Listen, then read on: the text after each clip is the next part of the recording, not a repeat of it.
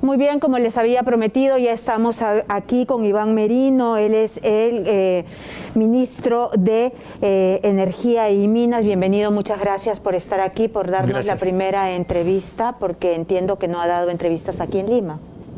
En Lima no, pero sí a diversos medios internacionales y a diversos medios de provincias. De provincias, sí lo he leído, pero gracias por estar aquí en Exitosa. Y bueno, nosotros nos habíamos demorado un poquito con esta nota para distanciarnos y además yo ponerme la mascarilla. Él es el ministro de Energía y Minas, como yo les había dicho, es un sector bastante sensible, el sector de donde depende en este momento el presidente. Nos dejó un poco así con la sorpresa, porque dijo, se vienen sorpresas, ¿no?, con el tema del gas. Ministro, ¿qué se va a hacer para que no se suba el gas? La gente está esperando. Yo sé que hay un fondo de estabilización. Ya se sabe que el gas entra al fondo de estabilización. Sí. ¿O no entra el fondo de estabilización? ¿Esto hasta cuándo? ¿Cuándo va a bajar? Porque ya estuvo en el fondo de estabilización y en realidad no bajó mucho. Es así. A ver. Primero, desde el 2004 existe este fondo, más o menos. El 2020 fue retirado. El Perú es un tomador de precios internacionales, ¿no? Entonces, el GLP fue retirado y entonces quedó a la deriva, ¿no? Y entonces, como el precio internacional sube inmediatamente. Entonces está sin control, por así decirlo, ¿no? Entonces, pero existía y el fondo de estabilización que se emplea en otros países, cosas similares, ¿no? Y ahí el tema es, lo vamos a volver a poner, ¿no? Eso va a implicar que baje significativamente el precio. El fondo no es un subsidio, como por ahí se dice, ¿no? Es un fondo revolvente. Entonces, cuando el precio está a la alta, obviamente, como todo fondo revolvente, cuando se lo apoya cuando el precio está muy alto y cuando está bajo se recupera. Entonces, el mismo monto se va alimentando, ¿no? Entonces, eso permitiría que el precio baje entre 10, 11 soles promedio, porque hay gente que le gusta comprar el de marca, ¿no? Y obviamente el de marca, como las medicinas, ¿no? Pero el promedio va a bajar, esperemos que baje, esperemos a 40, 39 soles, ¿no? Entonces, de 50 soles a 40 soles. Sí, precio promedio. Pero eso también depende de la concordancia que se trabaje con el sector privado, ¿no? Porque el sector privado dice, qué bien, pero deja que terminen mis stocks, ¿no?, que estaban con el precio alto, entonces yo después de ya de liquidar este stock podría, ¿no?, recién acomodarme esto. Pero hay un acuerdo de palabra, como lo que estamos haciendo con todos los gremios, ¿no?, que este impacto sería inmediato, ¿no?, una vez publicado el decreto. Nosotros, el sector, ya cumplió su labor, ya diseñó la norma, ¿no?, y ha hecho todo, ahora ya no depende de mí, depende del MEF, porque es el otro actor, ¿no? ¿Cuándo van a publicar el decreto? Depende del MEF ya. Entonces es un proceso que yo lo elaboro, ¿no? El sector lo elabora con sus técnicos y se lo pasa al MEF. El MEF tiene que darle los OK y listo, se publica en el peruano. Pero ustedes están, me imagino, detrás de esta norma, interrelacionados, para que salga siempre. El ministro Franque no le ha dicho más o menos un aproximado, porque es algo que le interesa a todos los peruanos. Yo conversé con él y le dije, bueno, ¿cuándo sale esto? Dijo, no, que el fondo, que la plata, sí, que están viendo la plata. Pero también nosotros hemos sido uno de los que ha traído, mejor dicho, algunas empresas mineras han pagado impuestos que debían. Sí, claro, de esas empresas de una larga lista están pagando sus impuestos, sí, a la SUNAT. Y eso es un símbolo de confianza, porque nadie paga por algo que no va a creer, ¿no? Entonces, de ahí que nos dé un poquito, pues, aprovecho este medio para decirle, Pedro, por favor, no es mucho. No es mucho, además, es un fondo revolvente, no es un costo hundido.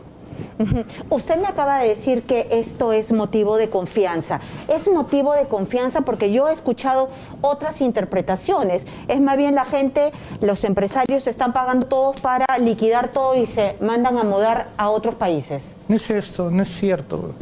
El Perú tiene muchas ventajas, 4, comparado con otras. Primero, aquí el Perú es un país minero por tradición milenaria. Al margen de la estructura, de la lógica aristotélica que te la separa por segmentos o sectores, el mundo andino no lo ve así. El mundo ve qué vamos a hacer y todo lo demás. No, un andino en la tradición antigua no te decía, yo soy minero, no, yo soy agricultor. Simplemente te dice, bueno, vamos a desarrollarnos, y había producción minera desde hace siglos, y aquí en el Perú esta actividad se ha desarrollado por más de 5.000 años, ¿no? Entonces aquí en el Perú hay gente que sabe de minería. No es como otros países hermanos donde para desarrollar un proyecto minero tienes que importar, ¿no? Tienes que traer trabajadores que sepan la actividad.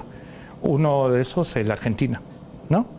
En Argentina para desarrollar proyectos tienes que importar. Hay muchos peruanos, técnicos peruanos y chilenos que están trabajando en Argentina, en los nuevos proyectos, ¿no? Eso tienes un punto de la gente que aquí en este país sabe hacer minería.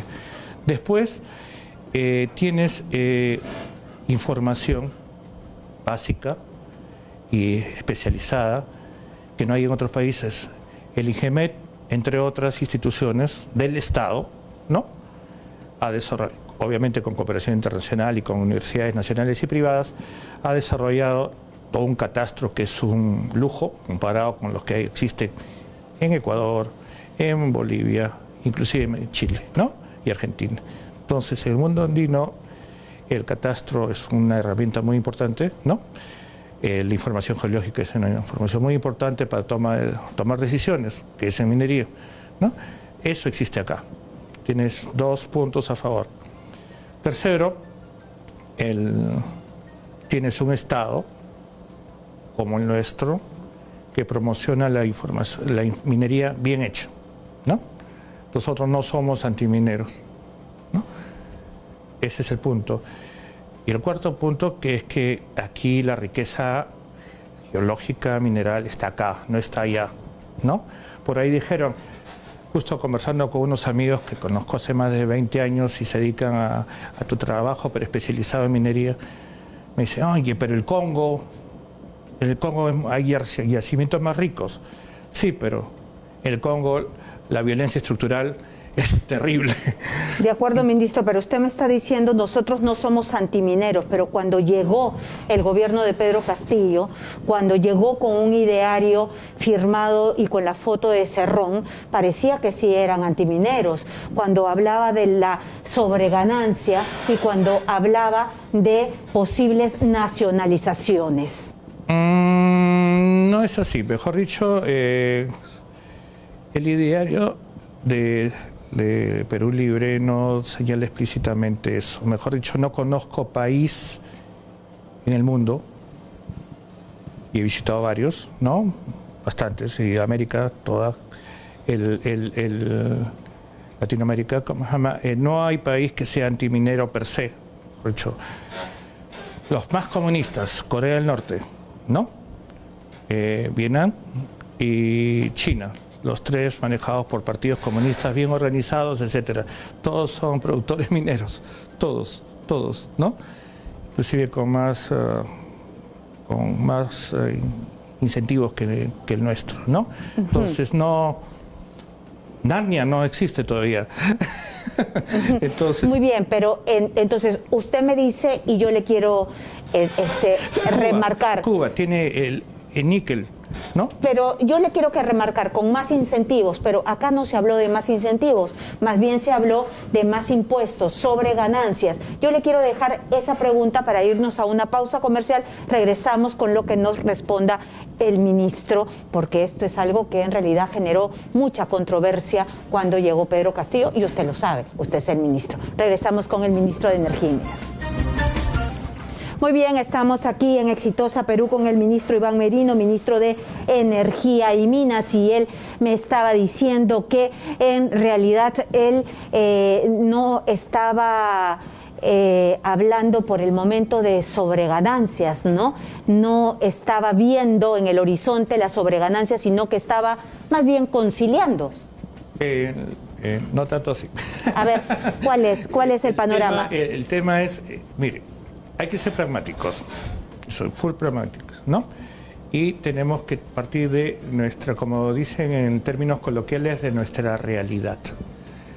Si el Perú Libre tuviera el control del Congreso, etcétera, etcétera, etcétera, ¿no? Como otros gobiernos lo han tenido, ¿no? Se podría poner reglas más fuertes, concretas, inmediatas, en lo que estaría 100% de acuerdo, ¿no? Pero ahora Perú Libre no controla el Congreso, ¿no? Es una pena. No se tiene mayoría, entonces, ¿y qué voy a hacer mientras tanto? ¿No? Mientras tanto, tenemos que seguir trabajando, es como una familia. Bueno, tienes que dar alimentar a tu familia y te has peleado con el casero, por así decirlo. Tenemos que, en ese entorno, tenemos que ser muy pragmáticos y ver qué se puede hacer ahora, ¿no? Y eso implica, desde mi punto de vista, es entrar en negociación con todos los actores, no solo las empresas, sino también comunidades, gobiernos locales, regionales, etcétera, etcétera, para lograr consensos. Creo que ya se están logrando algunos, ¿no? Un consenso es cómo vamos a lograr para que baje el precio del gas licuado de petróleo. Del GLP. Sin la ayuda de la empresa no va a poder ser posible inmediatamente. 10 soles me ha dicho, como sí, permiso acá, 10 soles. Eso, entonces el balón de gas. Hay que ver, entonces, claro que se debería ser un poco más estricto, pero ahorita tenemos nuestras limitaciones concretas, ¿no? Entonces, yo creo que además de eso, se puede lograr algunas cosas mediante las negociaciones primero suaves, ¿no? Con diversas empresas que además ellas están comprometidas y ya me lo han hecho saber de mutuo propio, mejor dicho, no de repente porque es la ola mundial, ¿no? De ver un nuevo enfoque a la minería, un nuevo pacto. Ese nuevo pacto implica una mirada social a lo que es el trabajo minero, ¿no? Y no solo minero, de todas las industrias extractivas. Y un nuevo enfoque, un enfoque territorial. Parte de los problemas sociales que ha habido es porque ha habido relaciones bilaterales entre las empresas y su entorno inmediato, ¿no? Y eso se prestaba a muchas cosas. Antes de pasar a ese tema, porque yo sé que usted es impulsor a la rentabilidad social y quiero que me la explique bien, yo quiero que me diga, todas esas negociaciones, que usted se haya sentado con los empresarios, que haya logrado, porque ya me ha dicho que solamente depende del MEF para que salga el decreto y que se vea ya la bajada del GLP, del balón de gas en los bolsillos de los que más lo necesitan. Entonces le ha hecho un pedido público a Pedro Franque, ministro de Economía. Yo quiero saber si lo que ha pagado la mina, lo que ha pagado Buenaventura, ha sido también a raíz de negociaciones. También tengo entendido que van a haber noticias de las Bambas. Sí, el que me dio la noticia de eso fue el propio Roque Benavides cuando conversamos en el despacho del ministro, que por primera vez él me dijo, por primera vez me hacen entrar aquí al despacho interno del ministro. Yo no sabía eso. Yo recibo a todos, hay una política de puertas abiertas, estamos hablando con todos, ¿no? Y el manejo horizontal creo que es lo que debe ser, ¿no? Con todos los agentes. Y me dijo eso, y te tengo una noticia, me dijo, vamos a hacer este pago, ¿no? Entonces, interesante. Por ahí han salido unos analistas y algunos periodistas que dicen, no, que eso de repente podrían devolverlo y todo lo demás, ¿no? Etcétera, etcétera. Bueno, pero ya hicieron el pago, es un gesto, ¿no? Un gesto de confianza. Porque hay diversas modalidades, diversas formas contables y financieras para alargar, ¿cómo se llama?, separarlo en partes, etcétera, etcétera, etcétera. Ellos se hicieron una emisión de bonos, ¿no?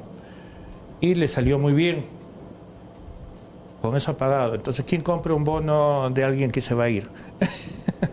¿No? Entonces, eso es también ellos tienen confianza del mercado donde fueron, ¿no? Entonces, es una mutua confianza. Y así funcionan las cosas. No es solo con un sector, sino es con todos. Y ellos lo saben muy bien. Tienen un buen grupo de analistas financieros, etcétera, etcétera, y saben cómo operar, ¿no? Entonces, si todas las comunidades, los diversos actores tuvieran analistas que defiendan sus intereses, se podría llegar a consensos. No significa claudicaciones de ningún tipo. Exitosa. ¿No? Significa consensos. Y en este consenso estamos de acuerdo. Como sabemos, estamos en función de una nueva minería con cara social, etcétera, etcétera, etcétera, ¿no? Hay algunos que de repente no.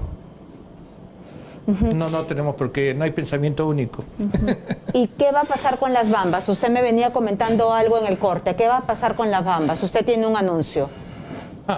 Hay varios. Estamos trabajando muy bien con la empresa, darle vuelta, comenzar un nuevo pacto, ¿no? Cambiar algunas cosas que han pasado, ¿no? El problema de las bambas es que el Estado también no ha estado presente. El Estado como los dejó hacer, ¿no? En francés laissez-faire, ¿no? Entonces lo dejó pasar ahí, ¿no? Y no se inmiscuyó, menos hizo seguimiento y menos acompañamiento, ¿no? Entonces los problemas están dados ahí. Había una relación que también es heredada de la antigua empresa, ¿no? Y después, porque pensaban hacer primero un mineroducto, ¿no? Después la bendita carretera, etcétera, etcétera, etcétera. Producto siempre del corto plazo, ¿no? Ahora en Las Bambas hay una nueva gestión, recién ingresado hace poco. Tiene como, no sé si meses. Entonces, y hemos hablado con los representantes de los propietarios, ¿no? Entonces, hemos ya tenido varias reuniones con ellos.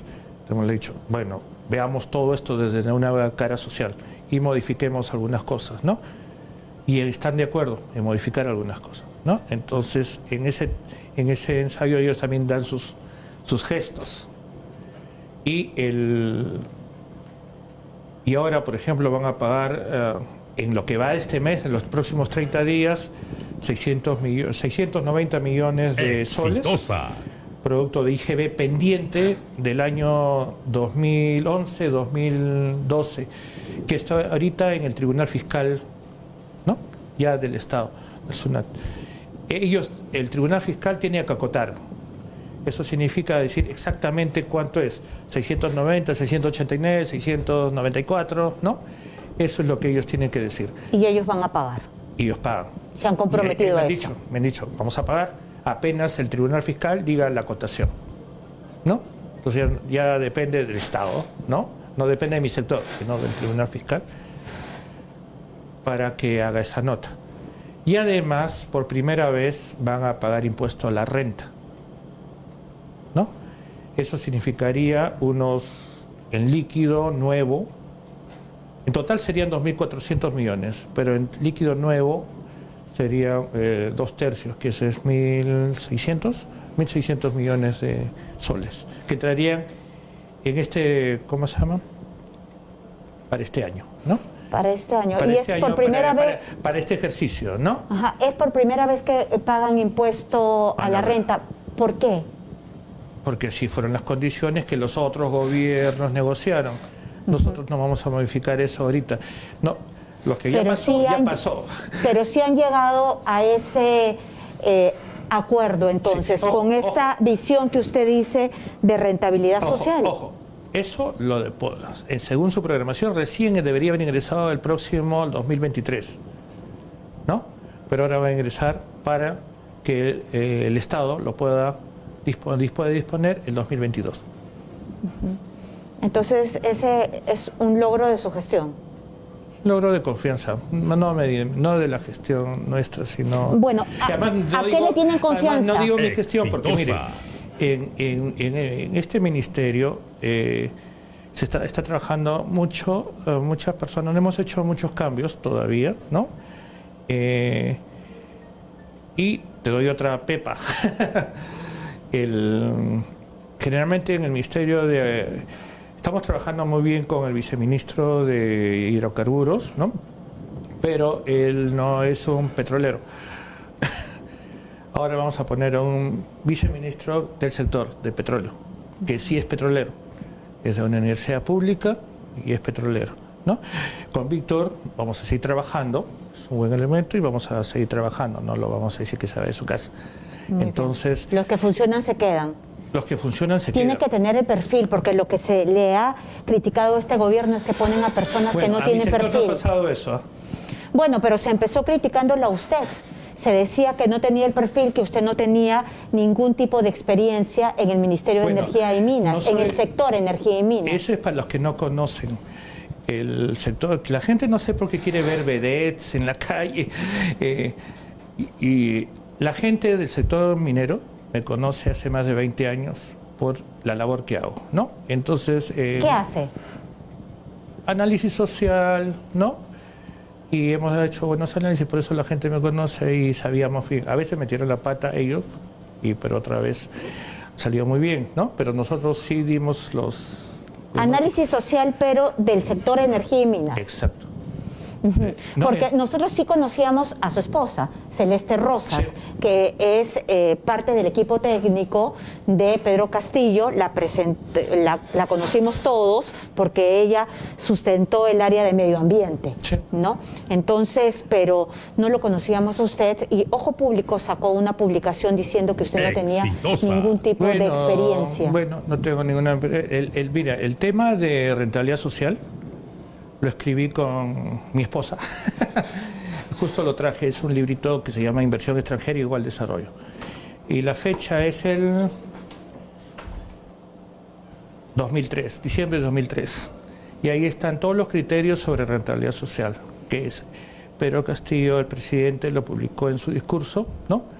Y que nosotros vamos a sacar una cartilla con mayor explicidad. Ojo, está financiada por la Cámara Peruana Alemana y por la Fundación Hans Seidel, que no tienen de comunistas nada. Nada.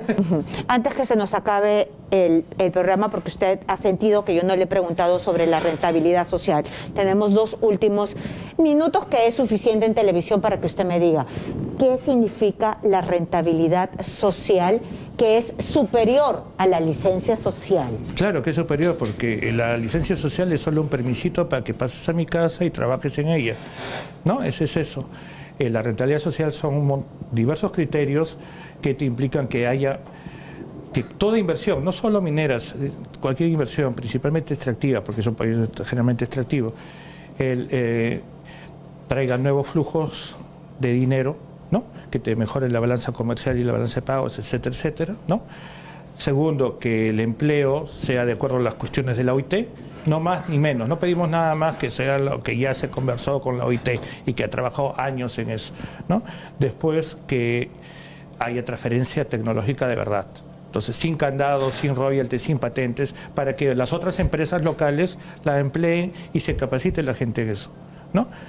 Y también, por ejemplo, en toda la cuestión ambiental, no solo regenerar, sino mejorar el medio ambiente, que ya se utilice en otras zonas, en otras... Nosotros vamos a coger todas las buenas prácticas de todos los países, ¿no? Y donde se mejore también el paisaje, etcétera, etcétera, ¿no?